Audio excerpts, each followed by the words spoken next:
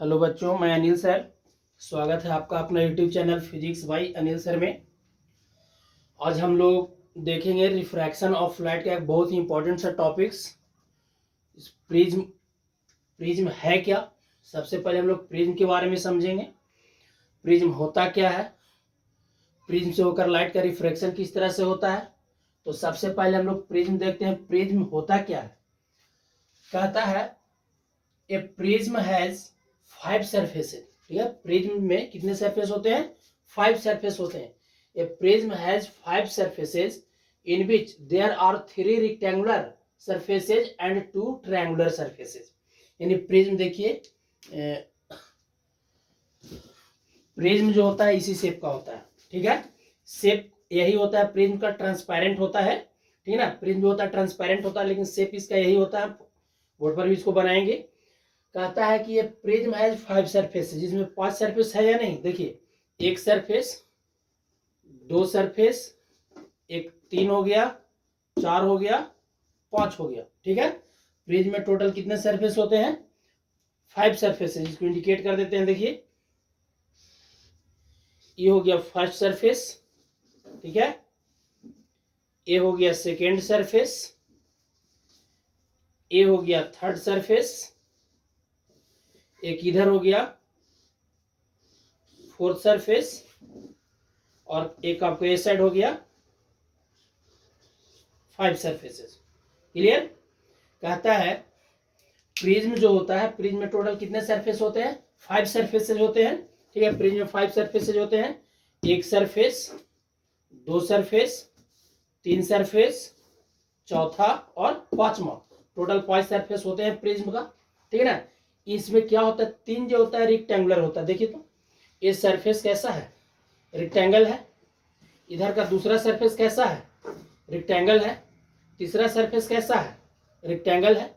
3 rectangle surface होते हैं और 2 ट्रायंगुलर होते हैं। ध्यान दीजिए, एक इधर का सरफेस ट्रायंगुलर है, ट्रायंगल शेप का है, और इसके अपोजिट का सरफेस कैसा है? ट्रायंगल है। ठीक है, तो प्रिज्म में टोटल कितने सरफेस होते हैं? 5 सरफेस होते हैं। उसमें 3 सरफेस जो होते हैं रेक्टेंगल होते हैं, और 2 सरफेस जो होते हैं क्या होते हैं? ट्रायंगुलर होते हैं। अब जो 3 रेक्टेंगल होता है उसमें एक सरफेस बेस होता है। बेस मतलब जहां पे प्रिज्म हम रख दिए, तो प्रिज्म को ऐसे रख दिए तो ये बेस हो गया, जिस पे रखा हुआ है वो क्या हो गया? इसका बेस हो गया। बाकी जो 2 सरफेस बचा, फर्स्ट और सेकेंड, वो इसका क्या हो गया? Refracting surface. लाइट इधर से इंटर करेगा, इधर से बाहर निकलेगा। एक बार इस सरफेस में इंटर करने के दौरान मुड़ेगा, एक बार बाहर निकालने के दौरान मुड़ेगा। तो ये 2 सरफेस क्या हो गया? Refracting surface. क्लियर है। अब इसी को हम देखिए बोर्ड पर फिगर बना करके बताते हैं प्रिज्म का।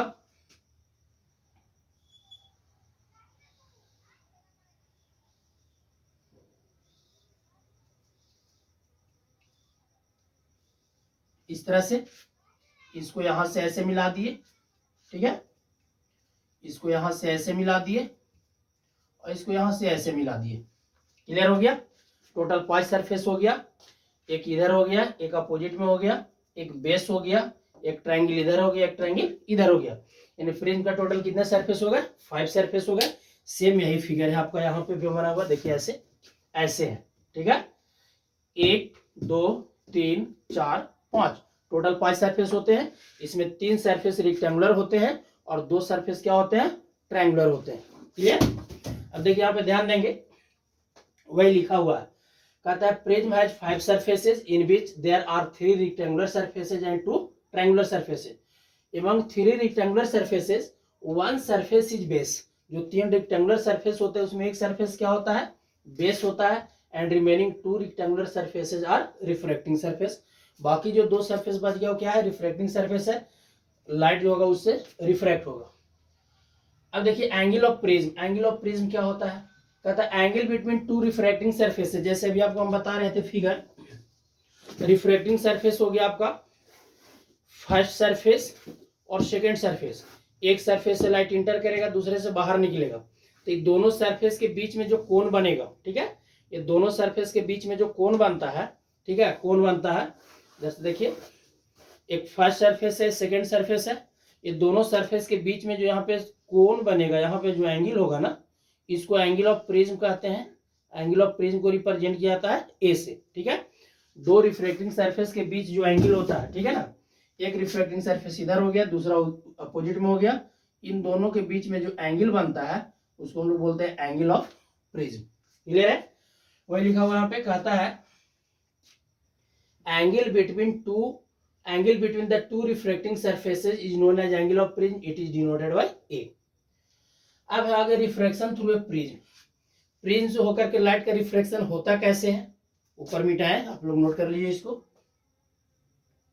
हो गया, देखिए प्रिज्म से होकर के लाइट का रिफ्लेक्शन देखिए किस तरह से होगा, फिगर इसमें समझना है।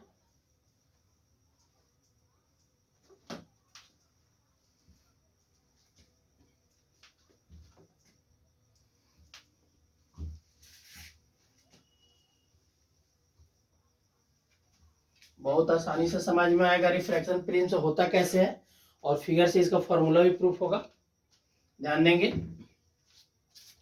सबसे पहले हम लोग उसका एक सरफेस बनाते हैं जिससे लाइट का रिफ्लेक्शन होता है, ट्रायंगुलर।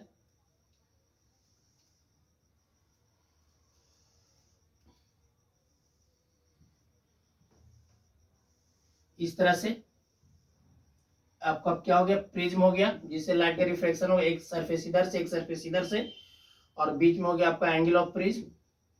प्रिज्म का भी नाम दे देते हैं A B C. A B C क्या है, प्रिज्म है, ठीक है। अब लाइट का रिफ्लेक्शन होगा कैसे, मेन फिगर समझना है। जैसे लाइट का रिफ्लेक्शन होगा, सरफेस पे अगर लाइट ऑब्लिकली जाएगा तो रिफ्लेक्शन होगा, परपेंडिकुलर जाएगा नहीं होगा, ठीक है। तो इस ए बी सरफेस पे हम एक रे ऑफ लाइट लेते हैं ऑब्लिकली, ऐसे ये लाइट जा रहा है प्रिज्म के ऊपर। अगर बीच में प्रिज्म नहीं आता तो क्या होता, ये लाइट जो है बिना डेविएशन के सीधे निकलता है ना, ये लाइट जो है बिना डेविएशन के सीधे निकलता। क्लियर है? इस तरह से बिना डेविएशन के सीधे निकलता। लेकिन ऐसा होगा नहीं, क्यों नहीं होगा, क्योंकि प्रिज्म है। अब प्रिज्म ग्लास का बना होता है, प्रिज्म ग्लास का बना होता है, ट्रांसपेरेंट होता है। अब यहाँ पे लाइट का रिफ्रैक्शन होगा ए बी सरफेस से, प्रिज्म के ए बी सरफेस से लाइट का रिफ्रैक्शन होगा। अब रिफ्रैक्शन के लिए हम लोग क्या करेंगे, पहले परपेंडिकुलर ड्रॉ करेंगे। तो सरफेस जो है इस तरह से तिरछा है, तो यहाँ पे परपेंडिकुलर देखिए ऐसे आएगा, सरफेस के साथ 90 डिग्री बनाएगा। यहाँ पे परपेंडिकुलर ड्रॉ कर दिए।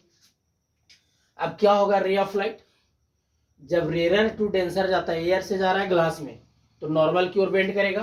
तो प्रिज्म के अंदर नॉर्मल आपका ए हो गया, तो लाइट जो होगा क्या होगा, नॉर्मल की ओर बेंड करेगा। क्लियर है यहाँ तक? रे ऑफ लाइट का रिफ्रैक्शन किस तरह से होता है, जब लाइट रेयर टू डेंसर जाता है तो टुवर्ड्स द नॉर्मल, तो इस सरफेस पे परपेंडिकुलर हो गया, नॉर्मल की ओर बेंड करेगा। अब लाइट गया किस पे, एसी सरफेस पर। अब एसी सरफेस पे जाएगा तो फिर से एक बार रिफ्रैक्शन होगा, क्योंकि अब डेंसर टू रेयर जा रहा है। अब फिर इस सरफेस पे परपेंडिकुलर ड्रा कीजिए, तो यहाँ पर भी सरफेस जो है इंक्लाइंड है, तो परपेंडिकुलर आपका इस तरह से आएगा।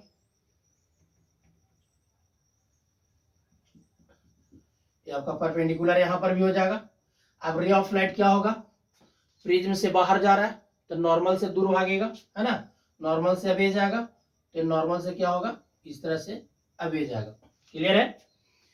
ये हो गया आपका इंसिडेंस रे, रिफ्रैक्टेड रे, इमर्जेंट रे, ठीक है ना। इसको मान लीजिए पी क्यू आर एस, ठीक है। अब देखिए ध्यान देंगे यहाँ पे, इंसिडेंस रे और रिफ्रैक्टेड रे के बीच में कुछ एंगल बन रहा है ना। ये डॉटेड वाला जो है ना इंसिडेंस रे है, और रिफ्रैक्शन के बाद जो बाहर निकला इमर्जेंट रे, बाहर निकलने वाला इमर्जेंट रे, निर्गत किरण। अब इसको पीछे प्रोड्यूस कीजिए, कितना एंगल से डेविएशन इसका हुआ है, इतना एंगल से क्या हुआ है, डेविएट हुआ है। तो यहाँ पे जो एंगल बनेगा ना उसको बोलेंगे हम लोग एंगल ऑफ डेविएशन, रिप्रेजेंट किया जाता है डेल्टा से। इंसिडेंस रे और इमर्जेंट रे के बीच का जो एंगल होता है उसको एंगल ऑफ डेविएशन कहते हैं। एंगल ऑफ डेविएशन हो गया, angle of deviation, angle of deviation. Clear है? आपका फिगर लगभग कंप्लीट है, सिर्फ आप एंगल वगैरह को रिप्रेजेंट कर दीजिए, पॉइंट को रिप्रेजेंट कर दीजिए। मान लीजिए एम और इसको एन, ठीक है, P Q R S M N हो गया। एंगल ऑफ इंसिडेंस जो है किसको कहेंगे, इंसिडेंस रे नॉर्मल के साथ जो एंगल बनाएगा उसको एंगल ऑफ इंसिडेंस कहेंगे। यहाँ पे एंगल बनेगा एंगल ऑफ रिफ्रैक्शन, ठीक है ना। और ये बाहर हो गया एंगल ऑफ इमरजेंट, तो एंगल ऑफ रिफ्रैक्शन को आप आर माने, यहाँ पर वाला एंगल जो हो गया उसको आर डैश मान लीजिए, और बाहर जो एंगल बना उसको एंगल ऑफ इमरजेंट मानिए ई। ठीक है, एंगल ऑफ इंसिडेंस आई हो गया, एंगल ऑफ रिफ्रैक्शन आर हो गया, दूसरे सरफेस के लिए angle of incidence r dash हो गया, एंगल ऑफ रिफ्रैक्शन है इमरजेंट एंगल कितना हो गया, ई हो गया। क्लियर है। अब यहाँ पे एक थोड़ा सा पॉइंट समझना है कि ए वाला एंगल आई है, ठीक है, तो इसका अपोजिट एंगल पूरा आई होगा। जब ए एंगल यहाँ पे आई है तो इसके अपोजिट में ए वाला एंगल होगा, पूरा ए एंगल होगा कितना आई, लेकिन नीचे कितना है आर है, नीचे आपका आर है, तो ये बाकी कितना बचा, ए वाला एंगल कितना होगा। ठीक है, तो ए वाला एंगल आपका हो जाएगा टोटल आई है, आई में से आर को माइनस कर दीजिए, तो एंगल बचेगा आपका आई माइनस आर। ठीक है, ठीक उसी तरह से यहाँ पे देखिए ये बाहर का एंगल ई है तो इसका अपोजिट एंगल पूरा ई हो जाएगा, लेकिन नीचे आर डैश है, तो यहाँ पर कितना बचेगा, टोटल है ई, उसमें आर डैश नीचे हो गया, तो बच कितना गया, ये वाला एंगल सिर्फ कितना बचेगा, टोटल में से आर डैश को माइनस करेंगे, है ना, तो लिखेंगे कैसे, E minus are dash, E minus angle हो जाएगा आपका E minus are dash. Clear है, बस यही समझना था। अब इसमें हम लोग डेरिवेशन इसका करेंगे, इसका डेरिवेशन करेंगे, फिगर आप लोग बना लें।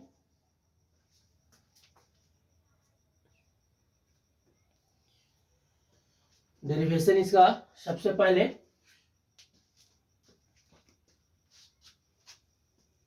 समझिए, यहाँ पे फिगर के बारे में लिखा हुआ है, रिफ्रैक्शन थ्रू ए प्रिज्म, है ना, deviation produced by a prism. कहता है in shown in figure the path P Q R S, path P Q R S जो लाइट जा रहा है, रिफ्रैक्शन हो रहा है, of ray of light suffering refraction through a triangular glass prism, the angle between the incidence ray and emergent ray is called the angle of deviation. Angle between incidence ray and emergent ray, incidence रे और emergent ray के बीच का जो angle बनता है वहां पे उसको बोलते हैं एंगल ऑफ डेविएशन। अब यहां से हमको दो फॉर्मूला निकलेगा, एक एंगल ऑफ प्रिज्म का, एंगल ऑफ प्रिज्म कितना होता है, और एंगल ऑफ डेविएशन का।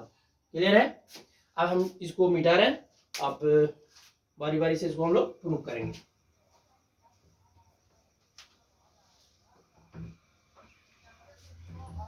फिगर से चलते हैं,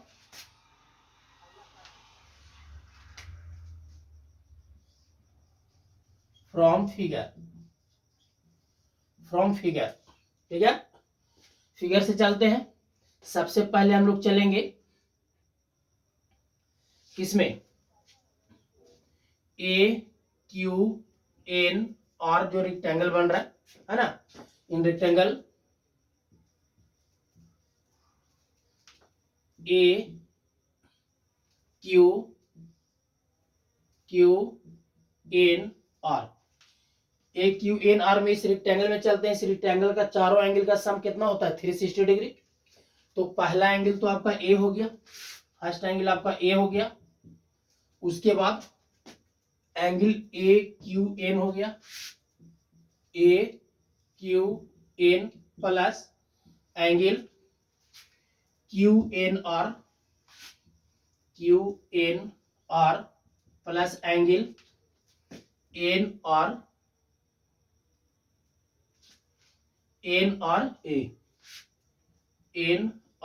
ए, चारों एंगल का सम कितना हो जाएगा, 360 डिग्री। फिर से समझे आप लोग, in rectangle A Q N R इस तरह से है, चारों एंगल का सम 360 डिग्री हो गया। तो पहला तो एंगल ऑफ प्रिज्म ए है, सेकेंड एंगल कितना, इसको इंडिकेट करेंगे हम यहां से यहां तक, तो A Q N, angle A Q N plus इसको क्यू एन आर प्लस इसको एन आर ए, चारों एंगल का सम कितना हो गया, 360 डिग्री। अब यहाँ पे समझिए, इस सरफेस ऐसे इंक्लाइंड है और ए डॉटेड जो है परपेंडिकुलर है, और यहाँ पे एंगल जो बन रहा है क्यू, इसको बोला जा रहा है। तो ए यहाँ पे जब परपेंडिकुलर है तो 90 डिग्री होगा, तो यहाँ भी कितना हो जाएगा, 90 डिग्री होगा। ठीक उसी तरह से दूसरे सरफेस पे देखिए ऐसे है, और यहाँ पे परपेंडिकुलर है, और यहाँ पे एंगल आपका आर है, ए वाला एंगल आर है, तो ए परपेंडिकुलर है, तो इधर नीचे परपेंडिकुलर होगा, तो ये वाला भी एंगल कितना हो जाएगा 90 डिग्री, ये वाला एंगल भी कितना हो जाएगा 90 डिग्री, है ना। क्यू के पास बनने वाला एंगल कितना 90 डिग्री, आर के पास बनने वाला एंगल कितना 90 डिग्री। तो हम लिखेंगे this implies A plus A Q N, A Q N, यहाँ पर वाला एंगल, ए वाला एंगल कितना है 90 degree, 90 degree plus Q N R plus N R A, N R A, यहाँ पर एंगल कितना हो गया 90 डिग्री, 90 डिग्री, और सबका सम कितना हो जाएगा 360 डिग्री। कोई दिक्कत है यहाँ तक। अब यहाँ पे देखिए ए प्लस 90 प्लस 90, 90 प्लस 90 180, 180 को राइट साइड में लेके चल जाइए, यहाँ बच गया आपका angle Q N R equal to 360 degree minus 90 plus 90 कितना हो जाएगा 180। क्लियर है। तो कितना हो जाएगा अब आपका क्यू एन आर को यहीं पे रहने दीजिए, क्यू एन आर को आप यहीं रहने दीजिए, इक्वल टू 360 माइनस 180 कितना हो गया 180, यानी 180 माइनस ए को इधर ले जा रहा है, ठीक है ना, ए को उधर ले जा रहा है। ये आपका मिल गया एंगल किसका वैल्यू क्यू एन आर का, आगे यूज होगा। यहाँ से क्यू एन आर का वैल्यू आपका देखिए ए वाला मिल गया, इसका वैल्यू हो गया कितना 180 माइनस ए। अब चलते हैं ट्रायंगल में, कौन से ट्रायंगल में, नीचे वाले ट्रायंगल में। In triangle Q N R, in triangle Q N R, Q N R में चलेंगे तो ट्रायंगल के तीनों एंगल का सम कितना होता है 180। तो तीन एंगल, एक आर है, दूसरा आर डैश है, तीसरा आपको मालूम है इतना, यानी लिखेंगे कैसे r plus are dash plus Q N R, angle Q N R equal to कितना 180 डिग्री। क्लियर है। अब क्यू एन आर का वैल्यू हमको मालूम है, दिस इंप्लाई लिखेंगे r plus are dash plus 180 minus A equal to 180। कोई दिक्कत। क्या हो जाएगा 180 इधर जो है प्लस में, उधर जाएगा माइनस में, तो क्या हो जाएगा आपका r plus are dash equal to 180 minus 180 zero हो जाएगा, और ए को भी उधर लेके चले जाइए, ये 180 से 180 का आपका समाप्त हो जाएगा, माइनस हो जाएगा, जीरो हो जाएगा, माइनस ए इधर बच रहा है, राइट साइड में जाकर के क्या हो जाएगा प्लस ए। ये आपका हो गया angle of prism. It is formula for, equation भी मान लीजिए इसको, it is formula for angle of prism, है ना। एक इसके लिए फॉर्मूला आ गया आपका angle of prism, angle of prism A होता है, ए इक्वल टू कितना हो जाएगा आपका r plus are dash. Clear है। यहां से एंगल ऑफ प्रिज्म निकला है, अब हमको डेविएशन का निकालना है वैल्यू, एंगल ऑफ डेविएशन कितना होगा। तो चलते हैं हम लोग फिर से किसमें, ऊपर वाला ट्रायंगल में। Now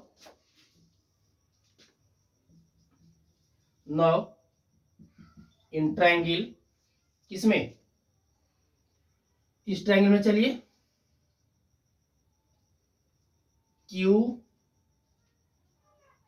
Q M are.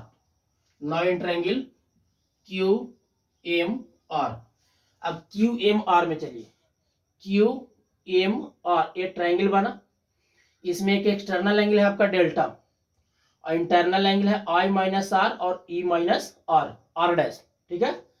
तो उस ट्रायंगल में चलेंगे तो एक्सटर्नल एंगल जो होता है क्या होता है, इक्वल होता है sum of two opposite internal angle का। तो लिखेंगे एक्सटर्नल एंगल डेल्टा है, delta equal to internal angle का sum I minus R plus E minus are dash. Clear है।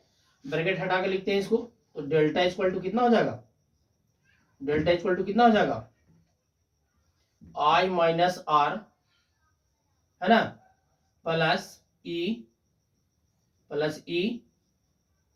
Minus are dash. इसको लिख सकते हैं this implies delta equal to,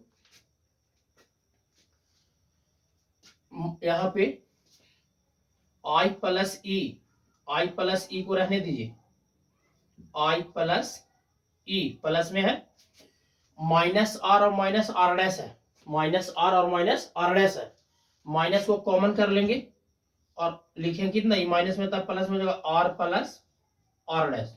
clear है?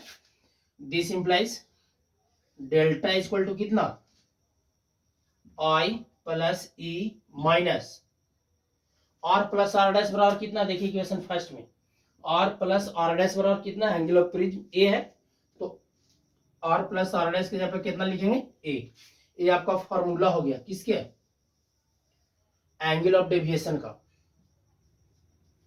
It is formula for angle of deviation. ये आपका exam में क्वेश्चन पूछता है, ठीक है ना, एग्जाम में क्वेश्चन पूछता है, बहुत इंपॉर्टेंट क्वेश्चन है। Find the expression for angle of deviation through a prism, तो आपको फिगर बना करके इतना करना पड़ेगा, ठीक है ना। Angle of deviation through the prism, angle of incidence और एंगल ऑफ इमरजेंट के बीच का जो एंगल होता है उसको बोलते हैं एंगल ऑफ डेविएशन। ये आपका एंगल ऑफ डेविएशन का फॉर्मूला हो गया, आप लोग इसको नोट कीजिए, बहुत इंपॉर्टेंट टॉपिक्स है। अब इसमें हम लोग चलते हैं आगे।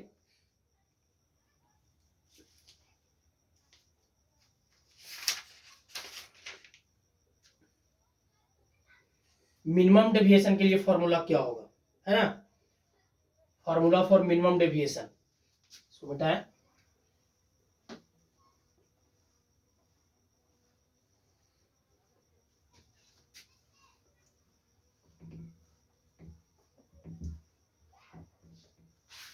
समझिए, इसको सेकेंड इक्वेशन मान लीजिए, एंगल ऑफ डेविएशन जो है ना उसको सेकेंड मानिए। अब मिनिमम डेविएशन के कंडीशन में क्या होता है, अगर डेविएशन मिनिमम हो तो उस कंडीशन में होता है angle of incidence equal to angle of emergent, ठीक है ना, आई इक्वल टू ई, और जो इंटरनल एंगल बन रहा है r equal to r dash for minimum deviation. In the case of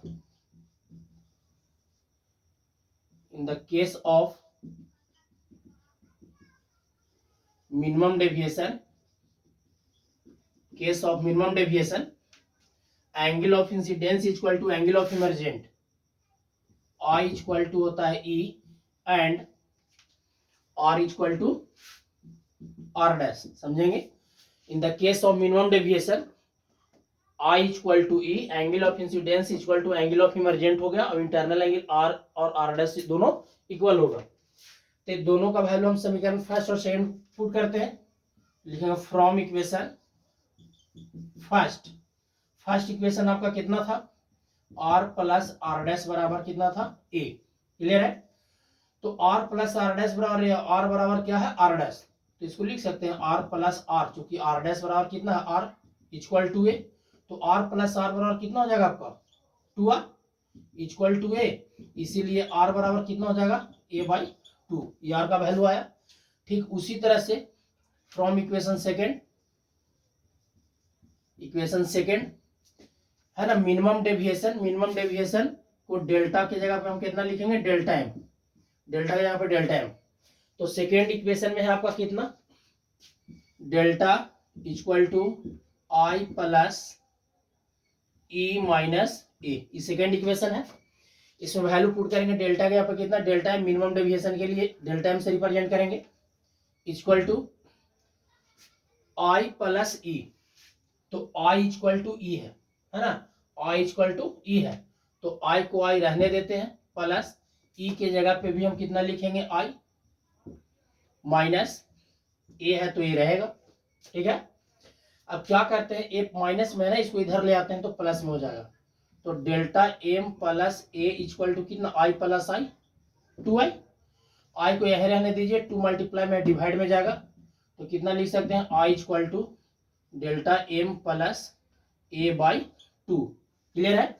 यहाँ आपका आर बराबर है और यहाँ आपका कितना है, आई का वैल्यू है, तो अब स्नेल्स लॉ यूज करते हैं, है ना, फ्रॉम स्नेल्स लॉ क्या होता है, याद है, फ्रॉम स्नेल्स लॉ, क्योंकि रिफ्लेक्शन हो रहा है, स्नेल्स लॉ, तो स्नेल्स लॉ क्या होता है बताइए? म्यू इक्वल टू या n equal to, refractive index को एन से या म्यू से रिप्रेजेंट करते हैं ना, तो n equal to sine i by sine r, है ना। Sine i by sine r बराबर म्यू होता है या एन होता है refractive index. This implies value put कर दीजिए, n equal to sine i का वैल्यू कितना है? आई का वैल्यू है delta M plus A by 2 by sine r, sine r, sine r, r का वैल्यू कितना है? ए बाई 2। क्लियर है? ये आ गया फॉर्मूला किसके लिए? Refractive index of the prism, सब पर नंबरिकल बनेगा। एन जो है रिफ्रैक्टिव इंडेक्स है, इट इज फॉर्मूला फॉर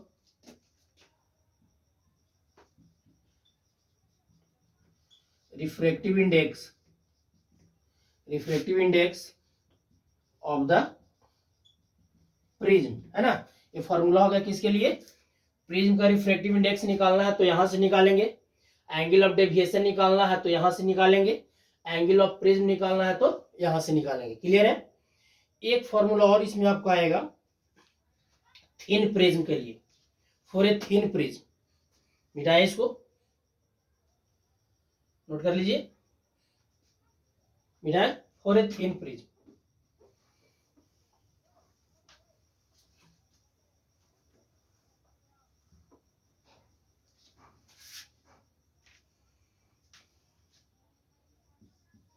और a thin prism, thin prism के लिए इसको इक्वेशन मान लीजिए, कितने इक्वेशन माने थे? 2 इक्वेशन माने थे, 2 इक्वेशन माने थे, तो इसको थर्ड मान लीजिए।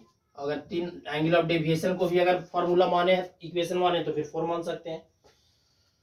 ठीक है? फॉर ए थिन प्रिज्म, अगर प्रिज्म थिन हो, पतला हो, तो साइन आई जो होगा अप्रॉक्स आई हो जाएगा, एंड साइन आर जो होगा वो अप्रोक्स कितना हो जाएगा? आर हो जाएगा। अगर प्रिज्म पतला होगा तो उस कंडीशन में साइन आई इक्वल टू सिर्फ I and sine R equal to R. तो from equation third, from equation third या फोर जो भी आप माने थे, फ्रॉम इक्वेशन थर्ड कितना है आपका? एन इक्वल टू साइन आई की जगह पे है ना आपका वैल्यू, साइन आई की जगह पे है ना डेल्टा एम, यानी कि फ्रॉम इक्वेशन थर्ड में पुट कर देंगे इसको, यानी कि साइन कितना है? Delta M plus A by 2 लगभग हो जाएगा sine i equal to i, तो delta M plus A by 2 and sine r के जगह पे, आर के जगह पे आपका ए बाई 2 था, तो साइन ए बाई 2 प्रॉक्स हो जाएगा सिर्फ कितना? ए बाई 2। तो अब यहाँ पे हम लोग वैल्यू पुट करते हैं किसमें? थर्ड में। तो एन बराबर कितना हो जाएगा? एन बराबर हो जाएगा साइन आई की जगह पे सिर्फ इसका वैल्यू लिखाएगा delta M plus A by 2 by A by 2। ये 2 से 2 आपका कैंसिल हो गया। क्लियर है?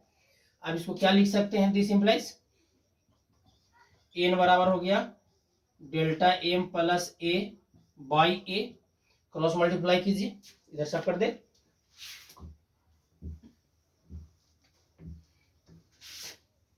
है ना। क्या हो जाएगा आपका? N equal to delta M plus A by A, cross multiply कीजिए, ए इसके साथ मल्टीप्लाई हो जाएगा, तो हो जाएगा delta M plus A equal to N A, है ना। ए प्लस में उधर जाएगा माइनस में हो जाएगा, तो delta M equal to N A minus A को कॉमन कर लीजिए, delta M equal to A common हो जाएगा तो कितना हो जाएगा? N minus 1। क्लियर है? ये आ गया मिनिमम डेविएशन का फॉर्मूला, है ना, थिन प्रिज्म के लिए। For a thin minimum deviation का फॉर्मूला आ गया किसके लिए? थिन प्रिज्म के लिए। वो सिर्फ एंगल ऑफ डेविएशन था, ये हो गया एंगल ऑफ मिनिमम डेविएशन जब प्रिज्म क्या हो? थिन हो। और जो पीछे जो फॉर्मूला प्रूव किए थे, ठीक है, वो हो गया refractive index of the prism, angle of deviation हो गया, और एंगल ऑफ प्रिज्म। क्लियर है? तो इस तरह से प्रिज्म का क्वेश्चन बनेगा। इस जितने भी फॉर्मूला बताया सब पर क्वेश्चन बनेगा, आप लोग बनाएंगे। और प्रिज्म से एग्जाम में इतना ही क्वेश्चन पूछता है जितना बता चुके हैं। इसके अलावा आप लोग 10th में पढ़ोगे, है ना, dispersion of light through a prism, है ना, प्रिज्म से होकर के लाइट का डिस्पर्शन कैसे होता है, फिगर सिर्फ समझा देते हैं, मिटा दें इसको, नोट कीजिए। देखिए, dispersion of light through a prism,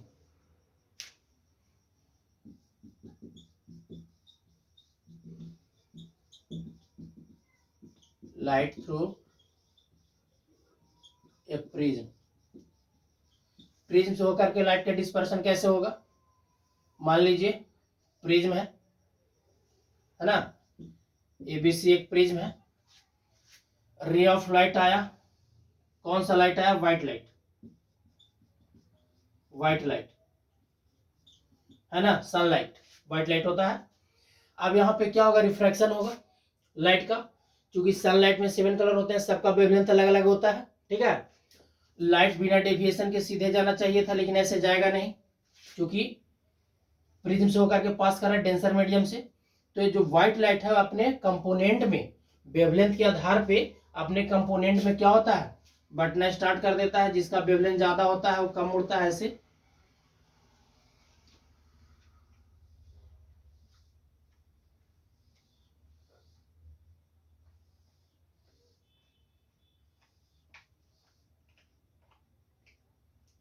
कितने हो गए, 5। 7 कलर का व्हाइट लाइट जो होता है 7 कलर का कंपोनेंट होता है। वेवलेंथ के आधार पे सबसे ज्यादा वेवलेंथ होता है रेड का, सबसे कम डेविएशन होगा। वायलेट का सबसे ज्यादा डेविएशन होगा, क्योंकि उसका वेवलेंथ सबसे कम होता है। तो वेवलेंथ के आधार पे सारे लाइट क्या होंगे, बेंड कर जाएंगे, है ना। तो इस फेनोमेनन को हम लोग क्या बोलते हैं, डिस्पर्शन ऑफ लाइट। 7 कलर जिस स्क्रीन पे ऑपरेट करते हैं, स्क्रीन, ठीक है ना, इस स्क्रीन को हम लोग स्पेक्ट्रम बोलते हैं, है ना, स्पेक्ट्रम बोलते हैं। इस स्क्रीन को क्या बोलते हैं, स्पेक्ट्रम, ठीक है। इस फेनोमेनन को क्या बोलते हैं, डिस्पर्शन ऑफ लाइट। तो प्रॉब्लम है, ये सब क्वेश्चन पूछता नहीं है, सब 10th के लिए है। क्लियर है। चलिए आज हम लोग इस वीडियो में इतना ही, बाकी नेक्स्ट वीडियो में।